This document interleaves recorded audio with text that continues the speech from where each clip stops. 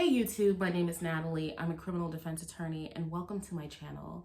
Today's video is going to be my analysis of the discovery of the remains of Brian Laundrie in Myakkahatchee Creek Environmental Park in the state of Florida on Wednesday, October 20th, 2021.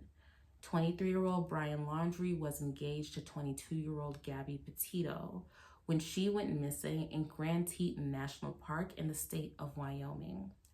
Mr. Laundrie was named as a person of interest because he returned from their trip without Miss Petito on September 1st of 2021 to the state of Florida.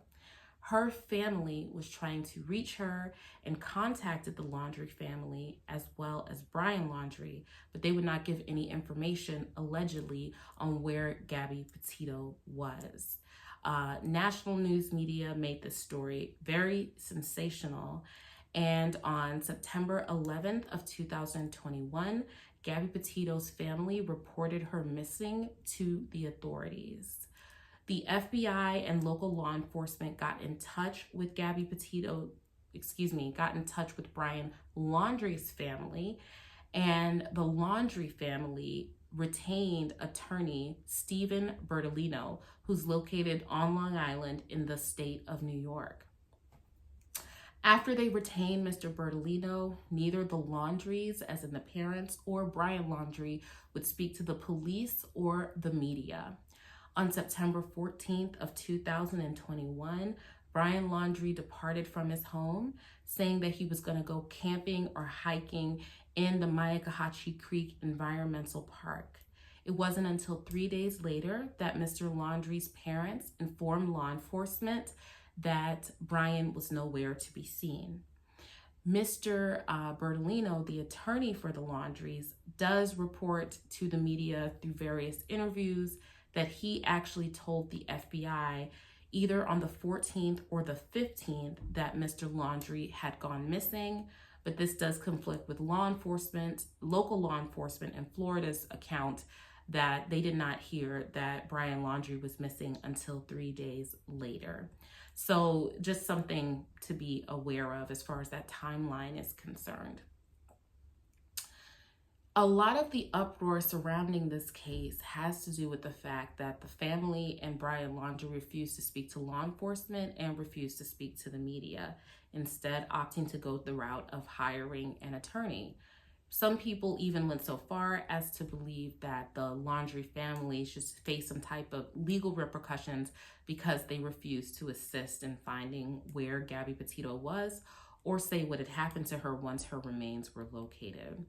As I've stated in a previous video on this subject, of course, I believe that it was their right to retain an attorney and that that was the correct thing for them to do. But I do have some criticism about this case, and it's about the massive interviews that Mr. Bertolino gave to the media after Brian Laundrie's remains were found.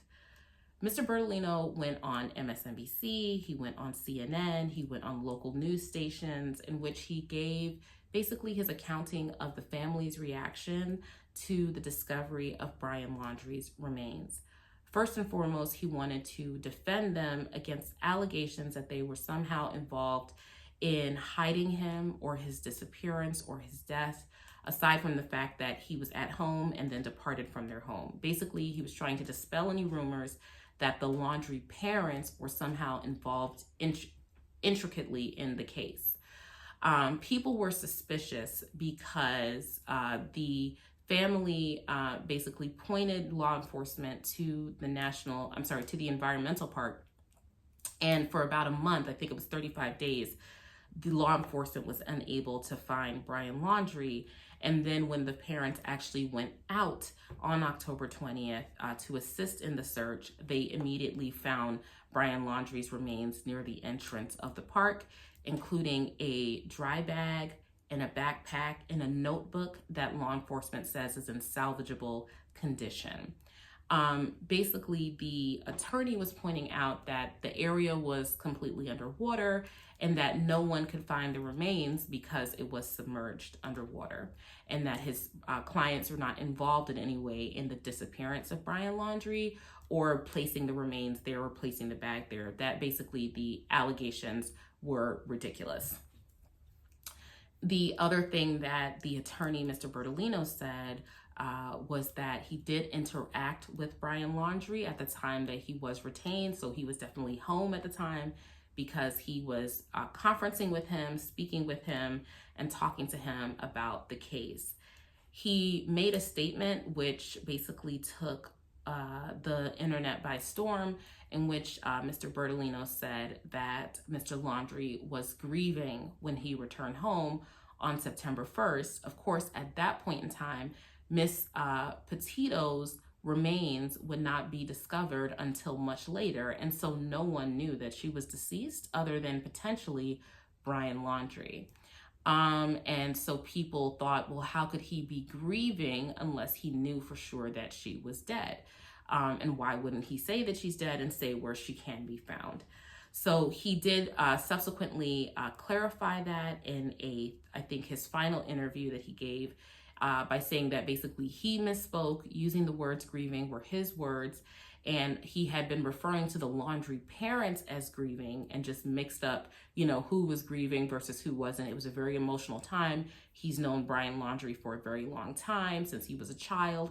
And so, maybe he got a bit emotional and he misspoke. And I wanted to point to that because that is the danger of not following your own advice as a practitioner, as an attorney. We counsel our clients to remain silent. Do not make any comments to the media. Don't make any comments to law enforcement. Don't make any comments at all, because what you say can be twisted and used against you later on. I don't know if when Brian Laundrie returned home, he was grieving, or if he had told his parents that something happened to Gabby Petito and that they did not, help or inform the parents of Miss Petito where, they could find her. I don't know if the Laundrie parents in any way knew anything about the death or disappearance of Gabby Petito before the rest of the world knew that Gabby Petito was dead. But by making that statement, the attorney will make people think that that is the case, that the Petito family, the Laundrie family knew about the death of Gabby Petito before anyone else.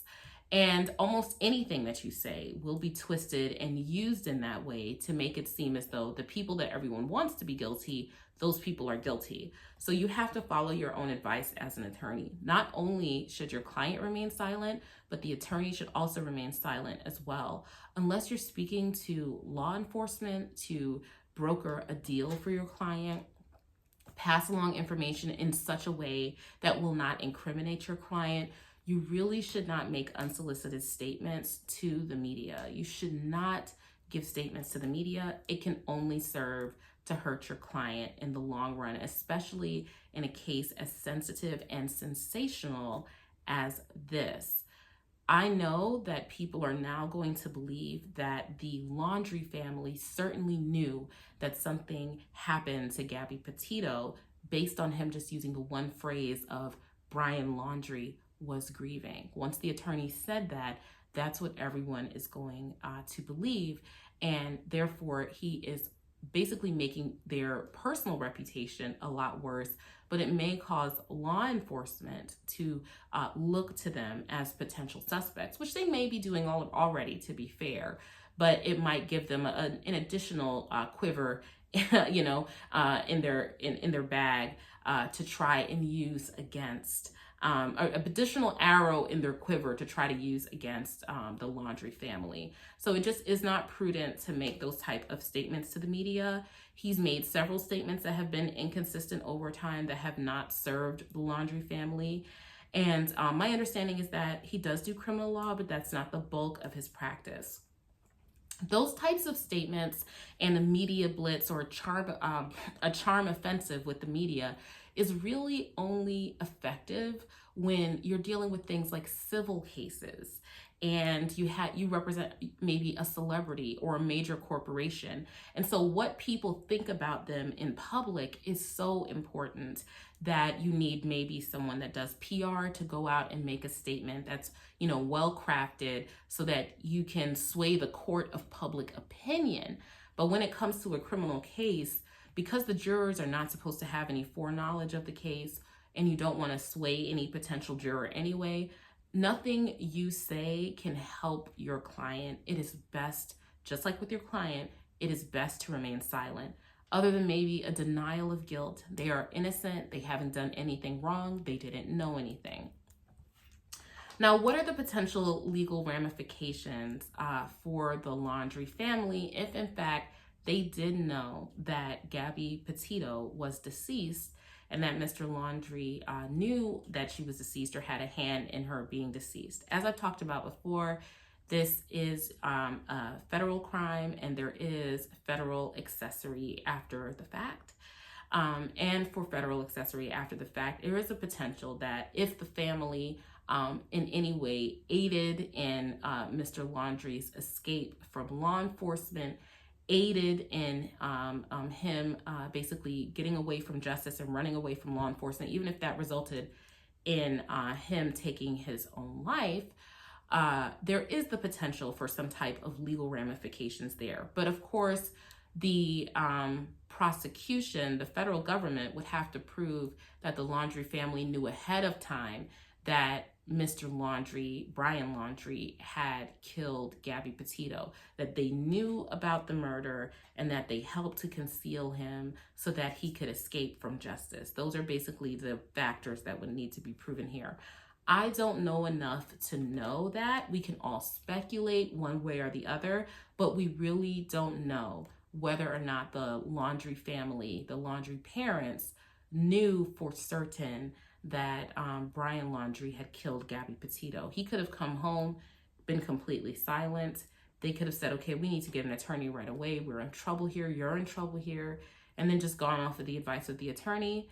Now, the family attorney does say that the parents couldn't stop him from leaving, that they didn't help him to run away, that he just left and he's a grown man and they couldn't stop him. Do they have some type of legal obligation to keep him from running away on his own? No, they do not. As harsh as that sounds, the family, no one has a legal obligation to, keep someone from running away from law enforcement. In fact, at that point in time, Mr. Laundrie was not named as a suspect, which really wouldn't change much of anything. He wasn't under arrest. So if he was under arrest and there was a warrant out for his arrest and he went on the run and they helped him run away, then potentially that would be something. So if they aided and abetted him in escaping law enforcement after there was a warrant out for his arrest, then potentially there could be some legal consequences. But it's very unlikely that there will be legal consequences to the Laundrie family for assisting Brian Laundrie in running away, because there were no charges pending against Brian Laundrie at the time that he disappeared. We do know that later on there would be charges against Mr. Laundrie for misusing Gabby Petito's credit card, but he had already gone missing at the point that those charges were put out. So he used her card after she was already known to be deceased. He was charged federally for that. And this was after everyone already knew that Brian Laundrie was missing. Some people thought he was on the run. As you know, I always thought that he was, at the moment that he went missing, I was pretty sure that he was very shortly going to be deceased. And I didn't think that anyone was going to be able to find him alive. And finally, I want to talk about the issue of closure, which is less of a criminal justice issue, but does interplay with the criminal justice system. People want to see the Laundrie parents face some type of legal repercussions or believe that there is some type of conspiracy that's involved between them in order to make it so that his remains were found at the entrance of the park, 35 days later versus finding his remains at the beginning when people were searching for him. They want to believe that there's some type of legal ramifications that will come to the Laundrie family. As I said before, it's very unlikely that any legal ramifications will come to the Laundrie family because it's not illegal to have your child in your house. It's not illegal to hire an attorney, and it's not illegal not to communicate with law enforcement. So there's really nothing that's going to happen to them because they have not, from what the information we have right now, they have not committed a crime. Now it'll be one thing if he came home with the murder weapon and they hid the murder weapon And then when the police went and served a search warrant on their home, which they did, and searched the home, they did something in order to obstruct justice, to keep the police from finding the murder weapon. That's just a hypothetical. That is not a known fact, but that is a way in which they could potentially be found guilty or charged with some type of crime.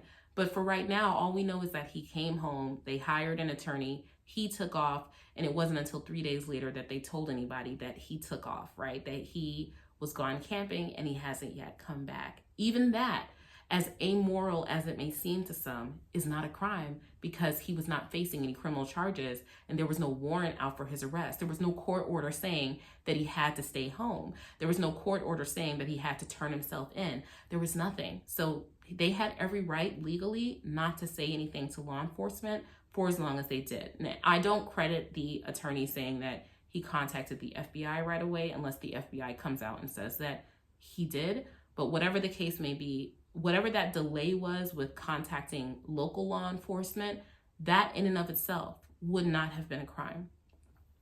So I say all of that to say that there is no closure in the criminal justice system. The criminal justice system does not operate to give people emotional closure for things that have happened to them, for the crimes that were committed against them. And the only people here that are truly deserving of any closure are Gabby Petito's parents, not the general public. So the general public's desire and lust and thirst for someone to be held accountable for this is much ado about entertainment value. What many people are looking for with these conspiracy theories and Dog the Bounty Hunter and these fake sightings is that they get entertainment value out of, where is Brian Laundrie? Where could he be hiding now? Is he actually the victim? You know, like, are the parents actually involved? All these speculations. It's becoming urban legend. It's becoming instant myth. It's becoming a source of entertainment. And unfortunately, / fortunately, the criminal justice system does not operate to entertain us. There have to be every crime comes with elements, and the elements have to be met on a basis of probable cause in order for someone to be charged with an offense. And so far as the Laundrie parents are concerned, with the basis of probable cause, with the standard of probable cause, there is no basis to charge the Laundrie family with anything. And again, the only people who could be seeking closure right now is the Petito family, not all of us. We are not deserving of the Laundrie family being charged just for our own entertainment value. And the attorney that represents them was right in telling them not to talk to the police. He should have followed his own advice and remained silent and not spoken to the media. So those are my thoughts on the situation. One more thing, sorry, this is a one take, thing, so I'm not doing any editing in this one, my apologies. But one more thing is that the media really needs to rein in the speculation and checking their sources. Getting reports that people are spotting someone on the Appalachian Trail in the year 2021 without a single photograph, giving the Petito family false hope, it's really wrong. Like, really think about what you're reporting here. Unconfirmed sightings, people are going to take that as true, but we have to think critically about things. If it is 2021 and every single person has a phone on their camera, they can take pictures of a person that they see. It's not like they don't know the import of Brian Laundrie when they see him out. Why was there not one single photograph of this person that's supposed to be Brian Laundrie out on the Appalachian Trail? Clearly it was not him. Clearly they did not actually see him. People will lie just for clout, just for attention. And that's not what was, that's what was happening here. The man was long dead and people were saying that they saw him, and it was about entertainment value. It was not about justice for Gabby Petito or closure for the family. Can the Petito family bring a civil case against the Laundrie family? They could potentially, you could sue anybody for anything. Potential causes of action would be things like intentional infliction of emotional distress, negligence, and things like that. For negligence, they would have to show that the Laundrie family owed the Petito family a duty of care, which will be hard to establish in the law. It'll be very hard to establish that the Laundrie family owed them anything. basically. Unfortunately, that's just kind of how the law works. Gabby Petito was an adult. She wasn't their child. She wasn't their student. So even though she lived with them, they didn't owe her a duty of care. And by extension, they didn't owe the parents a duty of care because she was an adult and basically she was responsible for herself.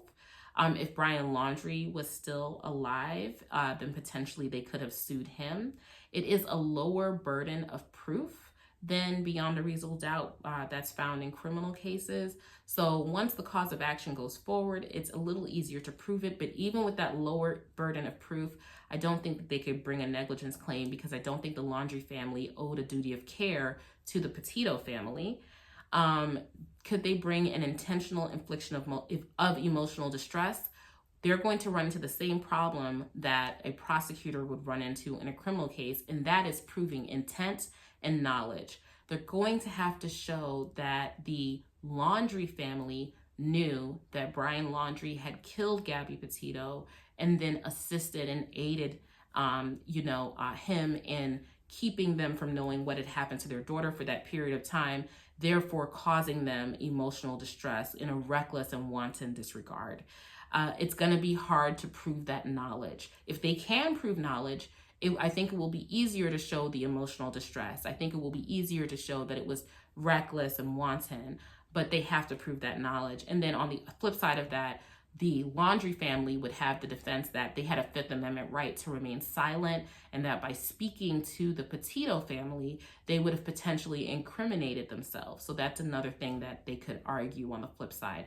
So no, I don't think that the Petito family would be successful in a civil lawsuit against the Laundrie family. They can bring a lawsuit, but I just don't think it would be successful. I'm sure some other practitioners might agree or disagree with me on that, and I would love to hear everyone's opinion on that.